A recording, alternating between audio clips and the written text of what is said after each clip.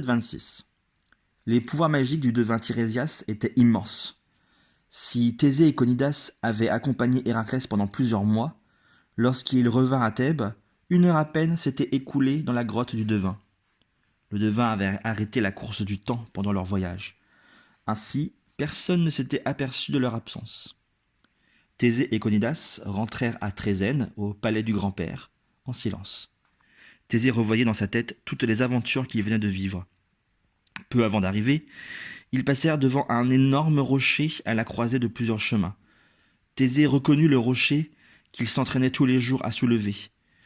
Il fit une nouvelle tentative. Pour la première fois, le rocher s'ébranla. Thésée poussa un cri de triomphe. « Waouh, tu as vu Conidas, je l'ai fait bouger !» Conidas se força à sourire et il félicita son élève. Mais une angoisse venait de lui serrer la gorge. Le temps était bientôt venu pour Thésée de découvrir le secret de son origine. Conidas savait que le moment approchait où Thésée partirait seul vers son destin. Il se demandait avec inquiétude si son protégé était prêt. Quelques semaines plus tard, Thésée eut 16 ans. Ce jour-là, il se rendit à Delphes en compagnie de Conidas.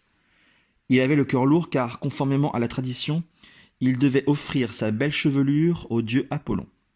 Or, Thésée tenait beaucoup à ses longs cheveux.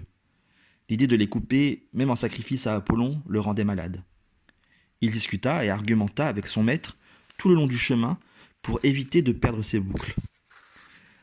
Arrivé dans le temple d'Apollon, Thésée avait obtenu ce qu'il désirait, Conidas avait cédé. D'une main tremblante, Thésée saisit le rasoir que les grands prêtres d'Apollon lui tendaient, mais au lieu de couper ses cheveux, il se contenta de se raser le dessus du crâne. C'est ainsi qu'il honora Apollon, sans perdre la chevelure à laquelle il tenait tant. Sur le chemin du retour, le jeune homme sifflotait gaiement. Conidas le regardait avec indulgence. Au moins, Thésée ne manquait pas de caractère, ni de suite dans les idées. Le professeur était secrètement fier de l'astuce de son élève. Non loin de Trézène, Thésée découvrit avec étonnement Aétra, sa mère, qui l'attendait à la croisée des chemins. Elle était adossée au grand rocher que Thésée s'entraînait à soulever depuis des années. L'adolescent bondit vers elle, ravi de pouvoir lui faire une démonstration de sa force. Mais elle le devança. « Mon fils, dit-elle, tu as 16 ans aujourd'hui. Tu es devenu grand, beau et fort. Es-tu capable de soulever ce bloc de pierre ?» Fier de montrer ses progrès à sa mère, Thésée enserra le rocher de ses bras, et il le décolla du sol presque sans effort. Stupéfait de son exploit, il reposa le rocher un peu plus loin. C'est alors qu'il découvrit, dans le trou laissé par le rocher, une épée et une paire de sandales. Thésée les ramassa vivement. C'était une arme splendide, à la lame acérée, dotée d'un manche en ivoire sur lequel étaient délicatement gravés des serpents enlacés. Les sandales étaient fabriquées dans un cuir aussi souple que robuste. Thésée se tourna vers sa mère et vit que des larmes coulaient sur ses joues. « Mère !»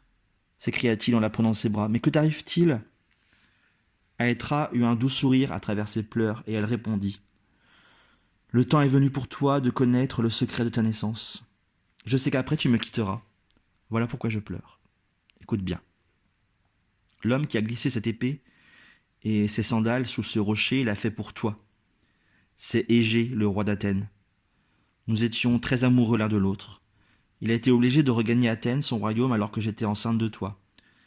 Avant de partir, il m'a dit « Le bébé que tu portes doit rester ici. J'ai trop d'ennemis à Athènes qui chercheraient à le tuer s'ils apprenaient que j'ai un héritier.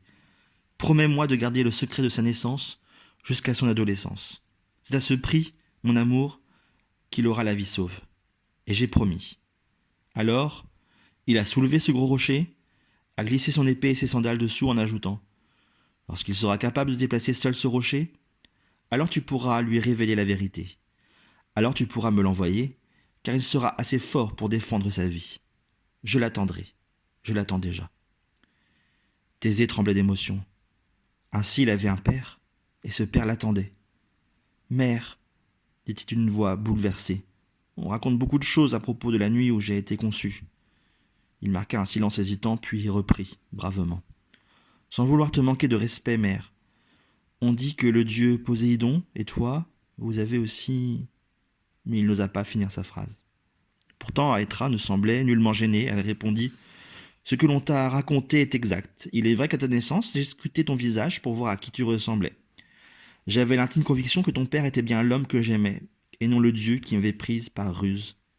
Cette conviction est devenue une certitude lorsque j'ai découvert sur ta hanche droite une tache brune en forme d'étoile.